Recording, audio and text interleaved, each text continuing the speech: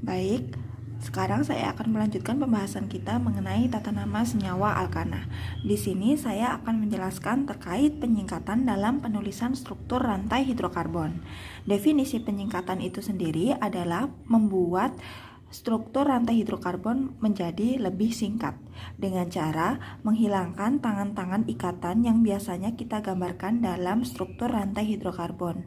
Selain itu, menuliskan komponen yang sama menjadi lebih padat dengan cara menuliskan jumlahnya.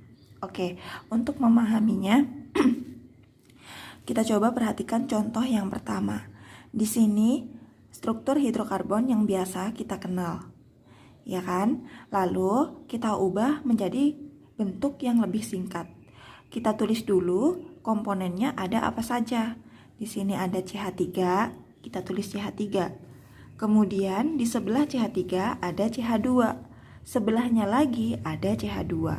Maka karena di sini komponennya sama, dalam penyingkatan kita tulis dalam bentuk seperti ini. Dalam kurung CH2 sebanyak 2 kali. Kemudian sebelahnya CH2 ada CH. CH mengikat CH3. Di sini karena posisi CH3 itu ada di atas atau di bawah, maka kita menuliskannya dalam bentuk dalam kurung seperti ini. Harus kita kasih tanda dalam kurung jika posisinya ada di bagian bawah atau bagian atas. Kemudian sebelahnya ada C. C yang mengikat C2H5 di bagian atas. Lalu C mengikat CH3 di bagian bawah. Tapi di sini si C juga mengikat CH3 bagian ujung. Artinya CH3 ini bisa kita mampatkan penulisannya menjadi CH3 2 kali. Jadi kesimpulannya, jika yang ada dalam struktur rantai hidrokarbon itu ada CH2, kita tulis dalam bentuk dalam kurung jika jumlahnya lebih dari 1. Kemudian yang kita tulis dalam kurung lagi adalah komponen yang di sini tertulis di bagian atas atau di bagian bawah. Seperti ini. Nah, bisa dipahami? Kita coba. Sekarang kita coba mengubah struktur ini menjadi bentuk singkatnya. Di sini ada komponen apa saja? Kita tulis ada CH3. CH3. Lalu sebelahnya CH3, CH2, sebelahnya CH. Mereka sudah berbeda, maka kita tulis CH2. Sebelahnya ada CH. CH mengikat CH2, CH3 di bagian bawah. CH2, CH3 ini kita bisa menuliskannya sebagai C2H5, ya kan? Maka di sini karena dia diikat di bagian bawah, kita tulis dalam kurung C2H5. Lalu sebelahnya ada C yang mengikat CH3 di bagian atas dan CH3 di bagian bawah. Sehingga karena posisinya di atas dan di bawah, kita tulis dalam kurung CH3 sebanyak 2 kali. Sebelahnya ada CH2, sebelahnya lagi ada CH2. Maka kita tulis dalam bentuk lebih ringkas CH2 sebanyak 2 kali. Kemudian sebelahnya ada CH yang mengikat CH3 di bagian bawah. Sehingga kita tulis dalam kurung CH3. Sebelahnya ada CH2. Nggak perlu dalam kurung karena jumlahnya cuma 1. Sebelahnya CH3. Sudah bisa dipahami? Jadi kalau komponennya ada di bawah atau di atas kita tulis dalam kurung ya. Kalau komponennya ada CH2, CH3 seperti ini, kita tulis dalam bentuk totalnya. Artinya di sini C-nya ada berapa, hanya ada berapa. Oke? Kita lanjutkan. Kalau misalkan kita diminta untuk menentukan nama suatu senyawa berdasarkan struktur rantai hidrokarbon, Kalau bentuknya seperti ini, kita kan nggak bisa menentukan nama senyawanya seperti apa. Maka harus kita konversikan ke dalam bentuk rantai hidrokarbon yang panjang seperti ini. Caranya gimana? Sama saja. Di sini kita lihat komponennya. Ada CH3 sebanyak 2 kali. Ada CH yang mengikat CH3 sebanyak 2 kali tadi. CH3 dalam kurung itu kan artinya dia diikat di bagian atas atau bawah. Kalau dia posisinya di ujung, maka boleh dituliskan di samping seperti ini. Kalau di tengah-tengah nggak boleh ya. Kalau di ujung boleh. Dia posisinya di kanan atau bawah. Boleh juga kalau misal kalian pengen nuliskan di atas atau bawah CH3-nya. Kemudian sebelahnya ada CH2 sebanyak 2 kali. Berarti di sini ada CH2, CH2. Sebelahnya ada CH. Lalu dalam kurung C2H5. Berarti di sini di bagian atas atau bawah kita tulis C2H5. Sebelahnya ada CH2. Sebelahnya lagi ada CH3. Kalau sudah strukturnya seperti ini, kita kan bisa memberi nama. Ingat, C2H5 kita uraikan dulu ya kalau memberi nama, jadi CH2, CH3. Oke, kita coba sekarang mengubah ini struktur singkat menjadi struktur yang lebih panjang. Di sini ada CH3, sebelahnya CH2, lalu ada C dalam kurung C2H5. Berarti di bagian atas atau bawah kita tulis C2H5. Dalam kurung lagi CH3, berarti di bagian bawah CH3. Kita nggak boleh nuliskan CH3 di samping, karena dia bukan di ujung. Kalau ujung boleh. Lalu sebelahnya ada CH yang mengikat CH3 dalam kurung. Ada C dalam kurung CH3 2 kali, berarti kita tulis bagian atas dan bagian bawah. Lalu ada CH2 sebanyak 2 kali.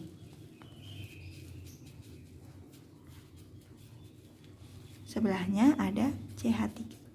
Nah, kalau sudah bentuk seperti ini kita kan bisa memberi namanya. Oke, bisa dipahami?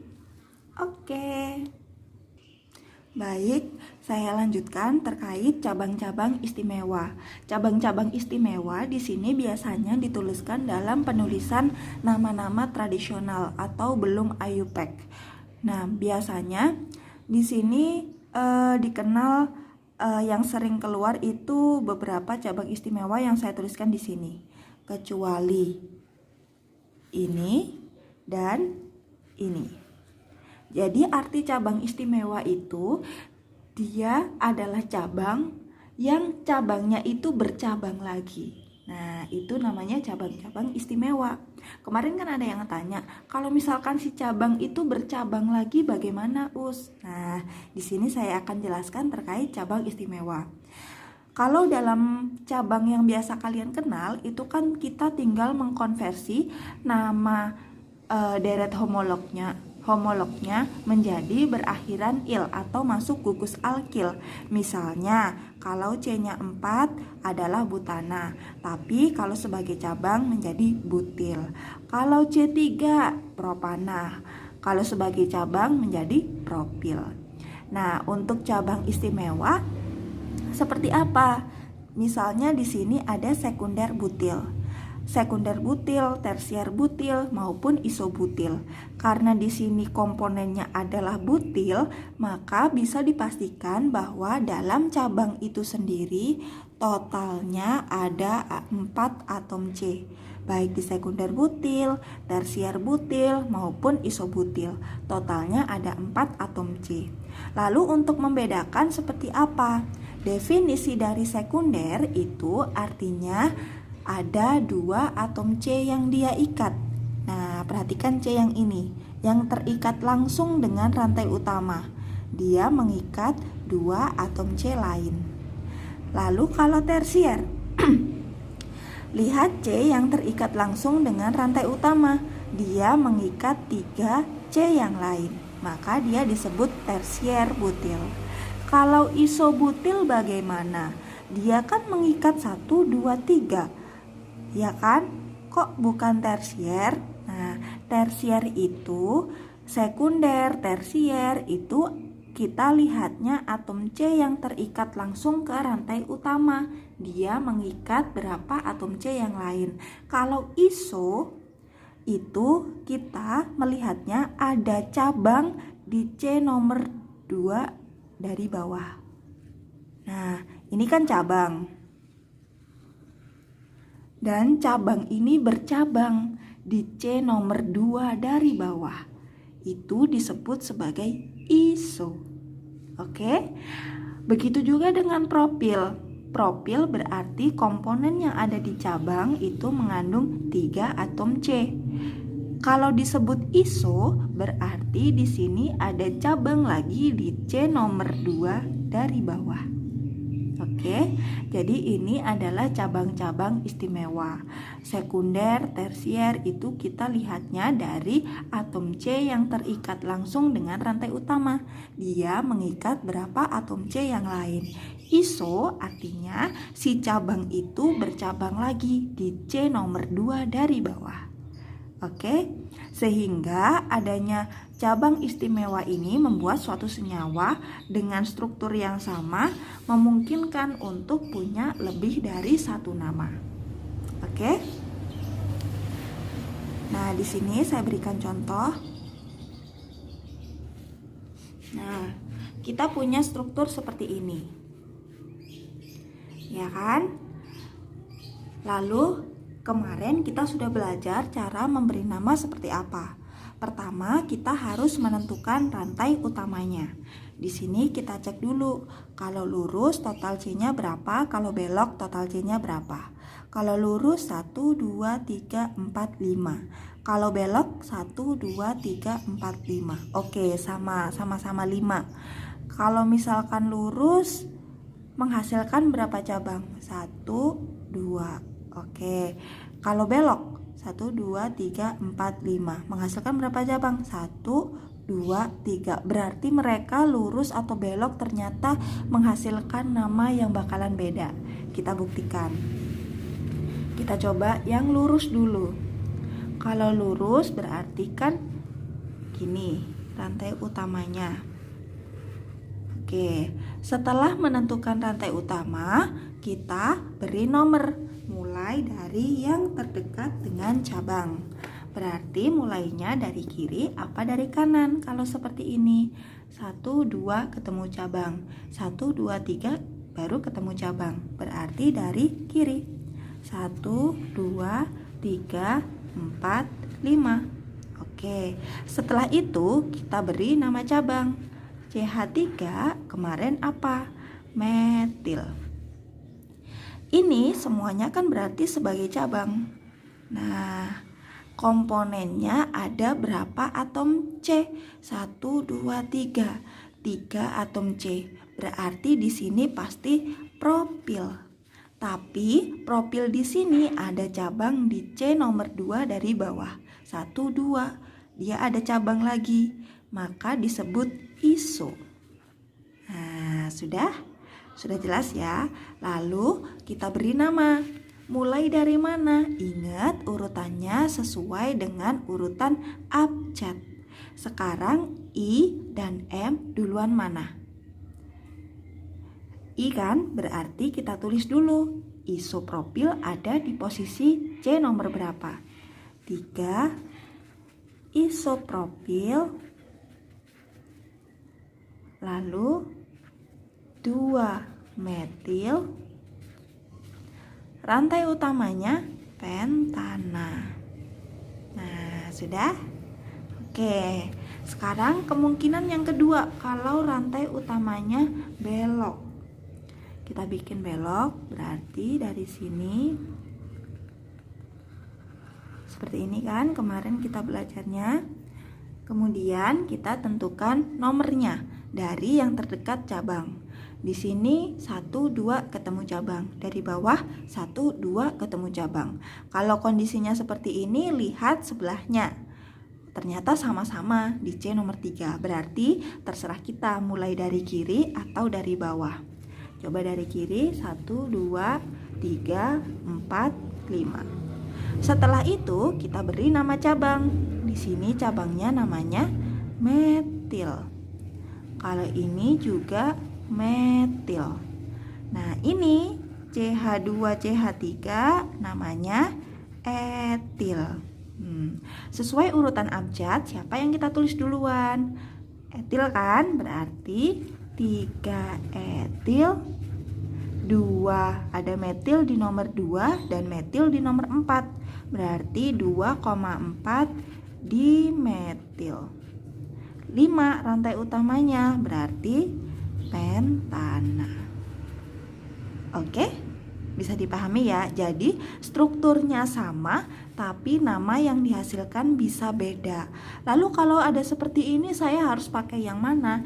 Seringkali yang dituliskan adalah yang ini.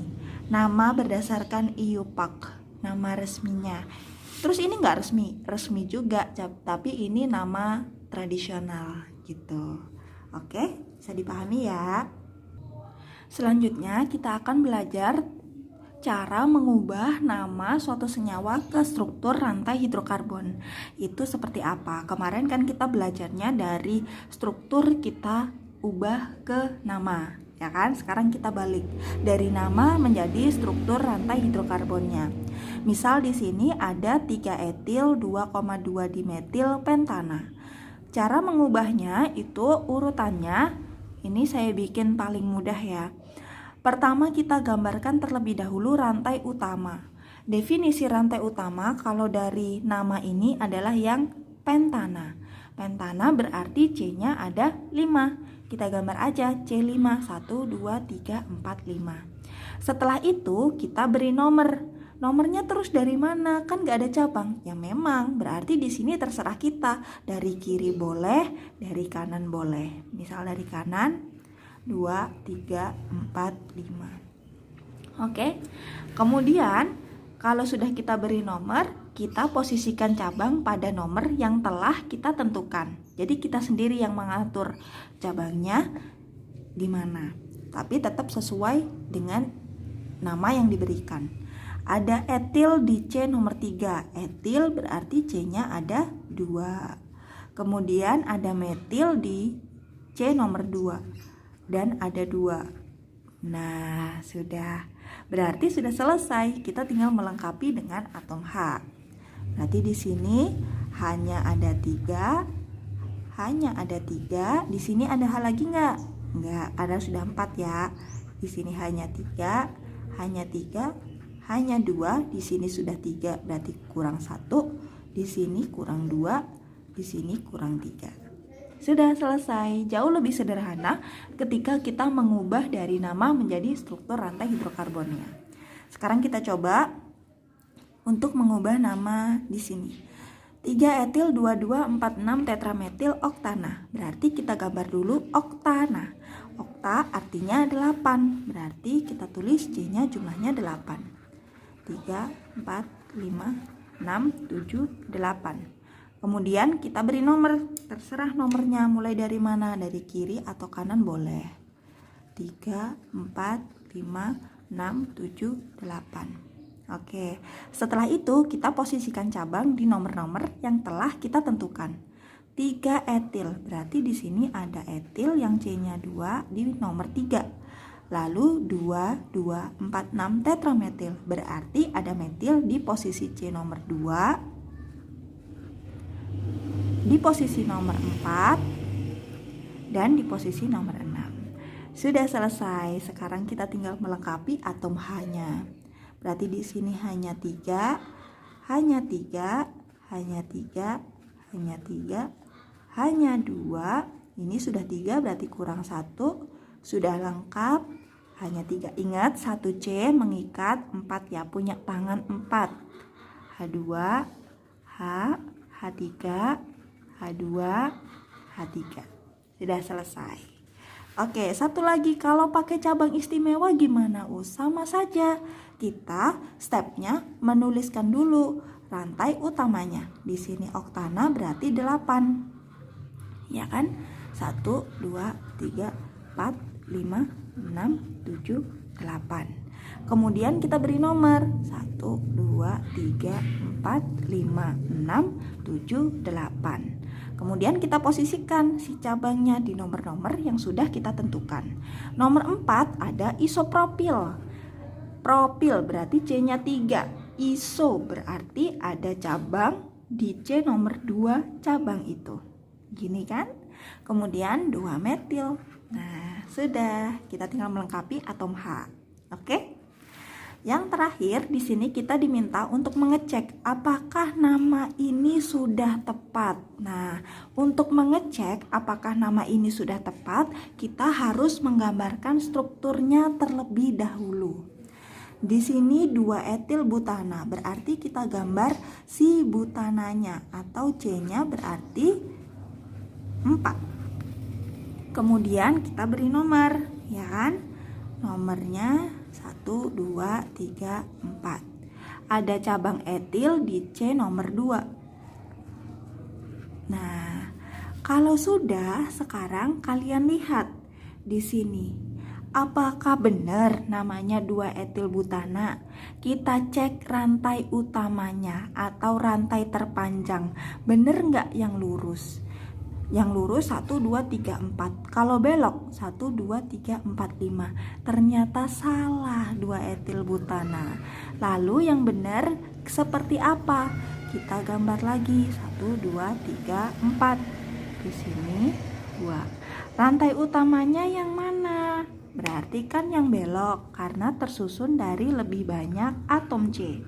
Jadi kalau mengecek seperti ini kita cek rantai utamanya ya. Kemudian kita beri nomor dari yang terdekat dengan cabang. Dari kiri, dari bawah ke nomor 3 ketemu cabang, dari kanan nomor 3 ketemu cabang, berarti sama saja. Oke. Kemudian kita beri nama cabang. Namanya apa kalau C-nya 1? Metil. Oke, sekarang kita beri nama. Berarti di sini posisi cabang nomor 3 ada metil, rantai utamanya pentana. Nah, ini adalah nama yang tepat. Oke, jadi di sini disuruh ngecek apakah benar ada senyawa 2 etil butana dari nama ini. Jadi kita gambar strukturnya, ternyata kurang tepat. Yang tepat adalah 3 metil pentana. Oke, terima kasih.